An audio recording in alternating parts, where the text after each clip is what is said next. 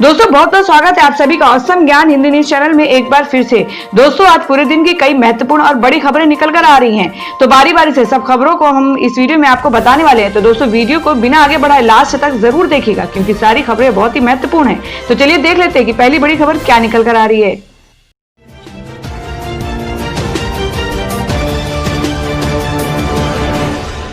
तो दोस्तों आज की पहली बड़ी खबर में जान लेते हैं क्या है देश भर में कोरोना संक्रमण के ताजा हालात। जी हां, भारत में डरा रहे हैं कोरोना के मामले, मरीजों की संख्या 10 लाख के पार। आपको बता दें कि भारत में कोरोना मरीजों की संख्या तेजी से बढ़ती जा रही है। देश में कोरोना संक्रमित मरीजों की संख्या गुरुवार को 10 लाख के पार हो गई है और कोविड-19 इंडियन ऑर्गेनाइजेशन के द्वारा रात 9 बजे जारी किए गए आंकड़ों के मुताबिक देश में कोरोना मरीजों की संख्या गुरुवार को 10,02,689 पर पहुंच गई है। और वहीं ताजा आंकड़ों की मुताबिक बात करें तो कोरोना के एक्टिव केस 3,41,450 को पार कर गए हैं, जबकि 25,596 लोगों की जान जा चुकी है इस खतरनाक वायरस से। और देश में लगातार बढ़ते कोरोना संक्रमण के मामले आए दिन डरा रहे हैं और कोविड-19 संक्रमित मरीजों की संख्या 10 लाख के आंकड़ों को पार कर चुकी है। वहीं अब तक के 6,35,244 लोग कोरोना से ठीक होकर अपने घर भी लौट चुके हैं। और वही अगली खबर निकल कर आ रही है कि हरियाणा में स्वास्थ्य मंत्री विज के कुनबे तक पहुंचा कोरोना, भतीजी, दामाद व बेटी पॉजिटिव। जी हां, आपको बता दें कि हरियाणा के गृह एवं स्वास्थ्य मंत्री अनिल विज के कुनबे तक भी कोरोना पहुंच गया है। विज के रिश्तेदार वायरस से संक्रमित मिले हैं। अंबाला स्थित डिफेंस कॉलोनी में रहने वाली उनकी भतीजी, दामाद एवं भतीजी की बेटी की रिपोर्ट कोरोना पॉजिटिव आई है। और वही मंत्री अनिल विज ने अपना भी टेस्ट कराया है, हालांकि विज की रिपोर्ट नेगेटिव आई है। बहरहाल डिफेंस कॉलोनी स्थित मंत्री के रिश्तेदारों के घर के बाहर कोरोना संक्रमित मरीज होने का पोस्टर लगा दिया गया है। और जानकारी के अनुसार विज के भाई की बेटी अंबाला की डिफेंस कॉलोनी में रहती हैं। उनका अनिल विज के घर आना जाना लगा रहता है। और वहीं अगली खबर बता दें कि कोरोना महामारी के बीच प्रदेश सरकार ने यूपी बोर्ड का घटाया 30% पाठ्यक्रम। जाने कैसी होगी पढ़ाई। जी हां, बात करें कि कोरोना महामारी के बीच प्रदेश सरकार ने यूपी बोर्ड का घटाया 30% पाठ्यक्रम, और जिससे कि कोरोना महामारी के चलते छात्रों की पढ़ाई बहुत प्रभावित हो रही है। कोरोना संक्रमण से बच्चों को बचाने के लिए स्कूल ऑनलाइन कक्षाएं चला रहे हैं, लेकिन ऑनलाइन कक्षाओं के माध्यम से पाठ्यक्रम पूरा करवा पाना मुश्किल है। ऐसे में उत्तर प्रदेश सरकार ने बड़ी कक्षाओं के पाठ्यक्रम को लेकर बड़ा फैसला लिया है। प्रदेश सरकार ने यूपी बोर्ड के 9वीं से 12वीं तक के पाठ्यक्रम 30% तक कम करने का फैसला लिया है और बचा हुआ 70% पाठ्यक्रम 3 भाग में बांटा जाएगा। 70% पाठ्यक्रम को 3 भाग में बांटने के बाद बता दें कि महामारी में स्कूलों के नियमित कक्षा न शुरू होने के कारण उत्तर प्रदेश माध्यमिक शिक्षा परिषद ने शासन के पास पाठ्यक्रम कम करने का प्रस्ताव भेजा था और इस प्रस्ताव पर सरकार ने मंजूरी दे दी है, जिसके बाद अब यूपी बोर्ड के पाठ्यक्रम का 30% घटा दिया गया है और बचे हुए 70% पाठ्यक्रम बच्चों को पढ़ाया जाएगा। शैक्षिक सत्र 2020 और 21 में अभी तक उत्तर प्रदेश के यूपी बोर्ड स्कूलों में कक्षाएं शुरू नहीं हो सकी हैं। सरकार ने 15 जुलाई से ऑनलाइन कक्षाएं संचालित करने का आदेश दिया था, लेकिन सैकड़ों की संख्या में छात्रों के पास ऑनलाइन पढ़ाई करने के लिए संसाधनों का अभाव है। ऐसे में उनके लिए ऑनलाइन पढ़ाई कर पाना मुश्किल हो रहा है और इस समस्या को देखते हुए पाठ्यक्रम घटाने का निर्णय लिया गया है। तो दोस्तों, जिस तरीके से यूपी सरकार ने बच्चों के लिए ये फैसला लिया है, तो वाकई ये बच्चों के लिए सही साबित हो सकता है। आप अपना सुझाव कमेंट बॉक्स में जरूर दें। बढ़ते अगली खबर की ओर। और वहीं अगली खबर निकल कर आ रही कि तिरुमाला तिरुपति मंदिर के 14 को हुआ कोरोना, अब तक के 91 तक संक्रमित। जी हां, आपको बता दें कि आंध्र प्रदेश के तिरुमाला तिरुपति देवस्थानम टीटीडी के 14 पुजारी कोरोना वायरस से संक्रमित पाए गए हैं और इतनी बड़ी संख्या में पुजारियों के कोरोना संक्रमित पाए जाने के बाद टीटीडी के कार्यकारी अधिकारी अनिल कुमार सिंघल ने गुरुवार को मंदिर के पुजारियों, स्वास्थ्य और सतर्कता अधिकारियों के साथ बैठक की है। रविवार को सिंघल ने कहा है कि तिरुमाला तिरुपति देवस्थानम में अब तक के कुल 91 कर्मचारी कोरोना संक्रमित पाए गए हैं। उन्होंने कहा कि 10 जुलाई तक तिरुमाला में 1865 टीटीडी कर्मचारियों, अलीरी में 1704 टीटीडी कर्मचारियों और 631 भक्तों को कोरोना टेस्ट कराया जा चुका है, जिसमें से तिरुमाला में 91 टीटीडी कर्मचारी कोरोना संक्रमित पाए गए हैं। और वहीं अगली खबर निकल कर आ रही है, आपको बता दें कि हनुमान बेनीवाल ने कहा कि गहलोत सरकार को बचा रही वसुंधरा राजे, जाट विधायकों को कर रही फोन। जी हां, आपको बता दें कि राजस्थान की राजनीति में शह और मात का खेल चल रहा है। सीएम अशोक गहलोत सचिन पायलट खुलकर आमने सामने हैं। सियासी भंवर में फंसी गहलोत की कुर्सी बची रहेगी या जाएगी, ये तस्वीर अभी धुंधली है। न ही सचिन पायलट ने डिप्टी सीएम और प्रदेश अध्यक्ष पद से हटाए जाने के बाद अपने अगले कदम को लेकर पत्ते नहीं खोले हैं। आपको बता दें कि बीते 5 दिन से राजस्थान की राजनीतिक घटनाक्रम तेजी से बदल रही है और कांग्रेस भाजपा नेताओं के बयान सामने आ रहे हैं। ट्वीट के जरिए भी एक दूसरे पर निशाना साध रहे हैं और इन सब के बीच पूरे प्रकरण पर राजस्थान की पूर्व मुख्यमंत्री वसुंधरा राजे की खामोशी सुर्खियों में है। आपको बता दें, वसुंधरा राजे अपने ट्विटर हैंडल से ट्वीट तो कर रही हैं, मगर उनमें राजस्थान की राजनीति के बारे में कोई जिक्र नहीं है। वसुंधरा राजे की खामोशी को लेकर 16 जुलाई 2020 को नागौर सांसद हनुमान बेनीवाल ने बड़ा आरोप लगाया है। आपको बता दें, बेनीवाल ने कहा है कि राजस्थान की पूर्व मुख्यमंत्री वसुंधरा राजे लगातार अशोक गहलोत की अल्पमत वाली सरकार को बचाने का पुरजोर प्रयास कर रही हैं और वो लगातार कांग्रेस पार्टी में उनके नजदीकी विधायकों से बात भी कर रही हैं। और आपको बता दें कि इन बैंकों ने लाखों खाता धारकों को दिया झटका। 1 अगस्त से बदले मिनिमम बैलेंस और कैश लेन देन के नियम। जी आपको बता दें कि कोरोना संकट के काल में जहां लोग आर्थिक संकट से जूझ रहे हैं, वहीं कुछ बैंकों ने अपने खाता धारकों को झटका दिया है। Bank of Maharashtra, axis bank, Kotak Mahindra bank और आरबीएल बैंक ने अपने खाता धारकों को बड़ा झटका देते हुए मिनिमम बैलेंस और कैश लेन देन के नियमों में बदलाव किया है और ये बदलाव 1 अगस्त से लागू हो जाएगा। नए नियम के मुताबिक आप पर बोझ बढ़ने वाला है। आपको बता दें कि बैंकों ने अपने नकदी संतुलन और डिजिटल ट्रांजैक्शन को बढ़ावा लेने के लिए ग्राहकों को झटका दिया है। Bank of Maharashtra, axis bank, Kotak Mahindra bank और आरबीएल बैंक ने 1 अगस्त से खाते में न्यूनतम बैलेंस पर चार्ज लगाने की घोषणा की है और 1 अगस्त से इन बैंकों ने न्यूनतम बैलेंस पर चार्ज लगाने की घोषणा की है। न केवल मिनिमम बैलेंस ब्लिंक बल्कि 3 फ्री ट्रांजैक्शन के बाद कैश लेन देन करने पर भी चार्ज लगेगा।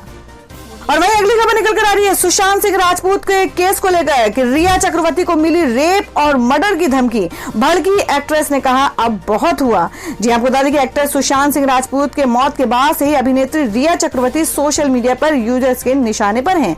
लोग उन पर बदतमीजी, स्वार्थी और चालाक होने का आरोप लगा रहे हैं, लेकिन हद तब हो गई जब रिया को सोशल मीडिया पर एक हेटर ने रेप और मर्डर करने की धमकी दे दी है, जिसके बाद रिया का सब्र का बांध टूट गया। उन्होंने यूजर्स के खिलाफ एक्शन लिया है। उन्होंने हेटर का स्क्रीनशॉट शेयर करते हुए लिखा है कि मुझे गोल्ड डिगर कहा गया है, मैं चुप रही। मुझे मर्डर कहा गया है, मैं चुप रही। मुझे स्लट शेम किया गया, मैं चुप रही। लेकिन अगर मैंने सुसाइड नहीं किया तो मेरा रेप और मर्डर हो जाएगा। कोई इस तरह की बातें कैसे कर सकता है? क्या आपको इस बात की गंभीरता का अंदाजा भी है? ये बर्दाश्त के बाहर है, ये अपराध है। कोई भी इस तरह की हैरेसमेंट और जहर नहीं फैला सकता है। मैं साइबर क्राइम से अपील करती हूँ कि वे इस मामले में जरूरी एक्शन लें।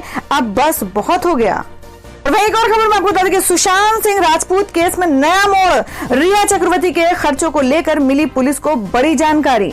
जी हम बात करें कि बॉलीवुड अभिनेता सुशांत सिंह राजपूत की मौत के बाद मुंबई पुलिस लगातार इस केस की जांच में जुटी हुई है और वहीं सुशांत सिंह राजपूत की गर्लफ्रेंड रिया चक्रवर्ती ने भी गुरुवार को ट्वीट करते हुए गृहमंत्री अमित शाह से अपील की है कि इस केस की सीबीआई जांच कराई जाए।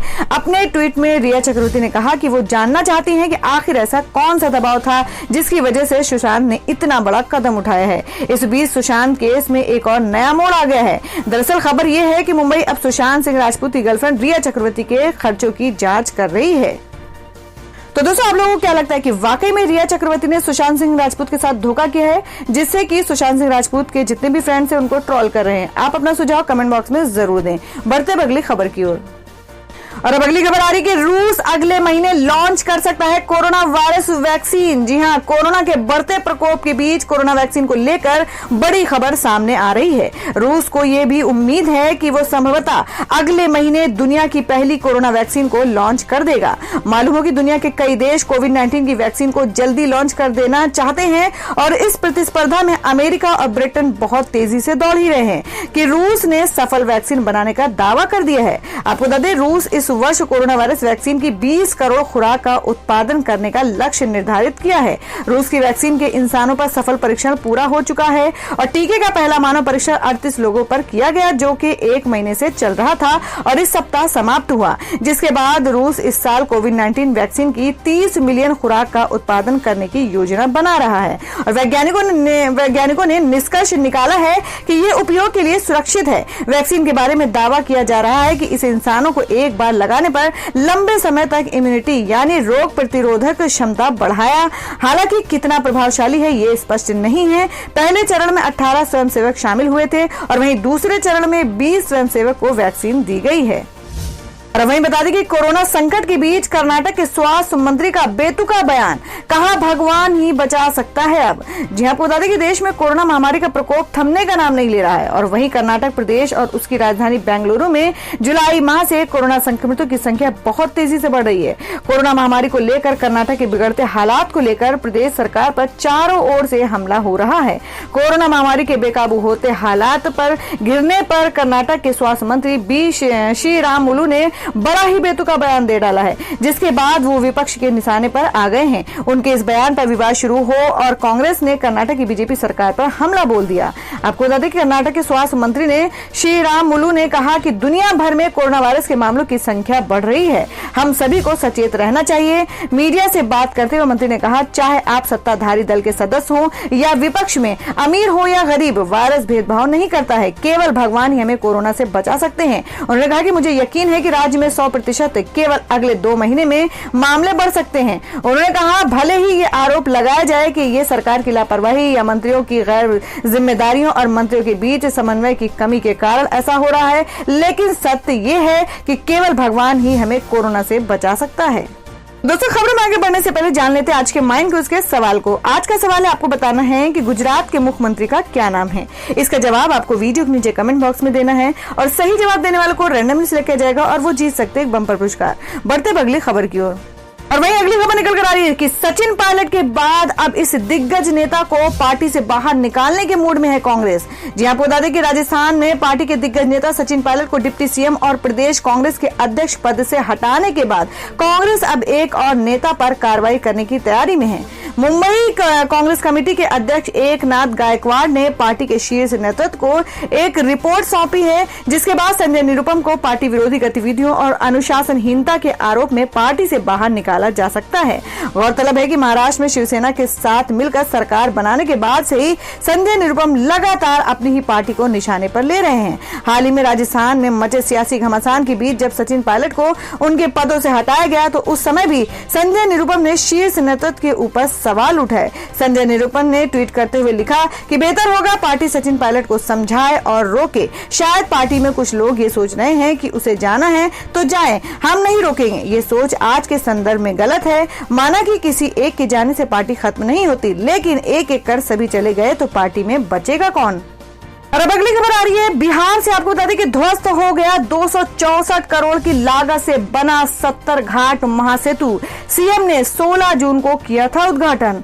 जी हां, आपको बता दें कि बीते 16 जून को मुख्यमंत्री नीतीश कुमार ने 264 करोड़ रुपए की लागत से बने जिस महासेतु का वीडियो कॉन्फ्रेंसिंग के जरिए उद्घाटन किया था वो ध्वस्त हो गया है। 70 घाट महासेतु गंडक नदी के पानी का दबाव नहीं झेल पाया और देखते ही देखते पानी में समा गया। इस पुल तक पहुंचाने वाले पथ के ध्वस्त होने से आवागमन पूरी तरह से ठप हो गया है और चंपारण, चिरहुत और सारण सहित कई जिलों में संपर्क भी टूट गया है। बता दें कि गोपालगंज को चंपारण, सारण और तिरहुत के कई जिलों में तोड़ने के लिहाज से 70 घाट महासेतु काफी महत्वपूर्ण पुल था और इसके बनाने में करीब 264 करोड़ रुपए खर्च हुए थे। और बता दें कि गोपालगंज में 3 लाख से ज्यादा क्यूसेक पानी का बहाव था। गंडक नदी के इतने बड़े जलस्तर के दबाव से इस महासेतु का अप्रोच रोड टूट गया, जिसकी वजह से आवागमन ठप हो गया है। और अब एक और खबर बता दें कि सचिन पायलट को पार्टी से निष्कासित किए जाने की मांग, कार्यकर्ताओं ने किया प्रदर्शन। जी हम बात करें कि राजस्थान की राजनीति में सचिन पायलट के लिए मुश्किल दिनों दिन बढ़ती ही जा रही है। पहले अशोक गहलोत सरकार गिराने की कथित साजिश पर एसओजी का नोटिस, फिर डिप्टी सीएम और पीसीसी चीफ पद का छीन लेना और अब सचिन पायलट को कांग्रेस से निष्कासित किए जाने की मांग उठी है, जबकि कांग्रेस आलाकमान कह चुका है कि उनके लिए पार्टी के दरवाजे हमेशा खुले हैं। हालांकि सचिन पायलट ने अभी कांग्रेस नहीं छोड़ी है और मीडिया से बातचीत में उन्होंने ये भी स्पष्ट कर दिया है कि वे भाजपा ज्वाइन नहीं करने वाले हैं। और इस बीच सचिन पायलट को कांग्रेस से निकाले जाने की मांग राजस्थान कोटा संभाग से उठी है। कोटा में कांग्रेस और हाड़ौती विकास मोर्चा के कार्यकर्ताओं ने बुधवार को सचिन पायलट के खिलाफ प्रदर्शन किया और यही वो ही कार्यकर्ता हैं जो कभी सचिन पायलट के कोटा आने पर फूल मालाओं और जिंदाबाद के नारों से उनका इस्तकबाल किया करते थे। राजस्थान सियासी संकट गहराने पर इन कार्यकर्ताओं के सुर भी बदल गए हैं। इन्होंने कांग्रेस कार्यकर्ता के बाहर सचिन पायलट का पुतला फूंक फूंक कर प्रदर्शन किया और उनके निष्कासन की मांग की। और वहीं अगली खबर आपको बता दें कि मुकेश अंबानी ने कहा कि 5G पर काम कर रहा है जियो, गूगल करेगा 33,737 करोड़ का निवेश। जी आपको बता दें कि रिलायंस इंडस्ट्रीज के 43वें एजीएम में बुधवार को कंपनी के चेयरमैन मुकेश अंबानी ने घोषणा की कि इंटरनेट की दिग्गज कंपनी गूगल रिलायंस के वेंचर जियो प्लेटफॉर्म्स में 33,737 करोड़ रुपए का निवेश करेगा। गूगल जियो प्लेटफॉर्म्स 33,737 करोड़ का निवेश करके कंपनी में 7.7% की हिस्सेदारी खरीदेगा। और इसके साथ ही अंबानी ने बताया है कि कंपनी 5G पर काम कर रही है। कंपनी ने 5G नेटवर्क तैयार कर लिया है जो कि विश्व का सबसे बेस्ट 5G नेटवर्क है। उन्होंने 2G मुक्त का ऐलान किया है। इसके अंतर्गत जियो गूगल के साथ सस्ते एंड्रॉयड स्मार्टफोन लॉन्च करेगा। बता दें कि जियो प्लेटफॉर्म रिलायंस इंडस्ट्री का डिजिटल सर्विस वेंचर है जिसके अंतर्गत टेलीकॉम कंपनी रिलायंस जियो प्लेटफॉर्म्स आता है। तो दोस्तों खबर में आगे बढ़ने से पहले एक बार फिर से आपको याद दिला दें कि अगर आपने अभी तक हमारी वीडियो को लाइक नहीं किया तो जल्दी से वीडियो को लाइक कर दें, क्योंकि आपका एक लाइक हमारे लिए बहुत ही महत्वपूर्ण होता है। और अगर आप हमारे चैनल पर नए हैं तो चैनल को जरूर सब्सक्राइब कर लें और बेल के बटन को भी जरूर हिट कर दें। और हमारी पूरी न्यूज को जानने के लिए वीडियो को लास्ट तक जरूर देखें। बढ़ते हैं अगली खबर की ओर। और अब अगली खबर में आपको बता दें कि सुपरस्टार रजनीकांत नवंबर में लॉन्च करेंगे राजनीतिक पार्टी, करीबी ने दी है जानकारी। जी आपको बता दें कि साउथ की फिल्मों के सुपरस्टार रजनीकांत नवंबर में अपनी पार्टी लॉन्च करेंगे। समाचार एजेंसी एएनआई के अनुसार चेन्नई के पूर्व डिप्टी मेयर और उनके करीबी सहयोगी कराटे त्यागराजन ने इसकी जानकारी दी है। रजनीकांत ने 12 मार्च को कहा था कि वे अपनी पार्टी लॉन्च करेंगे, लेकिन कोरोना वायरस के कारण वे अगस्त में अपनी पार्टी लॉन्च करने में असमर्थ हैं। त्यागराजन ने कहा कि उनके पुष्ट सूत्रों ने जानकारी दी है कि वे नवंबर में पार्टी लॉन्च करेंगे। और वहीं बता दें कि भारत में कोरोना की वैक्सीन कब मिलेगी, एम्स डायरेक्टर ने की बड़ी जानकारी। जी हम बात करें कि देश में कोरोना का विस्फोट हो चुका है और पूरा देश आस लगाए बैठा है कि कब कोरोना की वैक्सीन बाजार में आएगी। ऐसे माहौल में एम्स के डायरेक्टर रणदीप गुलेरिया ने एक सकारात्मक सूचना दी है। आपको बता दें उन्होंने आज मीडिया से बात करते हुए आश्वस्त किया है कि इस साल के अंत तक या अगले साल की शुरुआत तक कोरोना की वैक्सीन आ जाएगी। रणदीप गुलेरिया ने देश में बढ़ते कोरोना के मामले पर कहा है कि मामले तो तेजी से बढ़ रहे हैं और इसका कारण ये है कि हमारे देश की जनसंख्या बहुत अधिक है, लेकिन हमारे लिए खुशी की बात ये है कि हमारे यहाँ मरीजों के स्वस्थ होने का आंकड़ा दूसरे देशों से बहुत बेहतर है। हमारे देश में रिकवरी रेट बहुत अच्छी है, साथ ही मृत्यु दर काफी कम है। देश में मरने वालों के लगभग 70% लोग किसी अन्य बीमारी से भी पीड़ित थे। और वहीं अगली खबर में जान लेते हैं क्या है देश भर में मौसम के ताजा हालात। बिहार असम में बाढ़ से तबाही, सैकड़ों गांव डूबे, एनडीआरएफ की 98 टीमें तैनात। आपको बता दें बिहार में बाढ़ के कारण लाखों लोग तबाही के कगार पर हैं, नदियां उफान पर हैं और सैकड़ों गांव जलमग्न हो चुके हैं। लाखों की संख्या में लोगों को जिंदा रहने के लिए अपना घर छोड़ना पड़ा है। इधर उधर प्रशासन का कहना है कि हालात नियंत्रण में हैं। एनडीआरएफ ने बिहार और असम में राहत बचाव कार्य के लिए 98 टीमें लगाई हैं। नेपाल और चीन से आने वाली नदियां भारत में तबाही मचा रही हैं। तो दोस्तों ये थी अब तक की सभी बड़ी खबरों की अपडेट से टुडे ब्रेकिंग न्यूज और लेटेस्ट खबरों को देखने के लिए हमारे चैनल ऑसम ज्ञान हिंदी न्यूज चैनल से जुड़े रहिए और हमारे वीडियो को लाइक शेयर जरूर कर दें अपने दोस्तों और रिलेटिव्स के साथ। तो दोस्तों फिर मिलेंगे काम की खबरों और सरकारी योजनाओं की एक और नई वीडियो के साथ। तब तक के लिए धन्यवाद दोस्तों।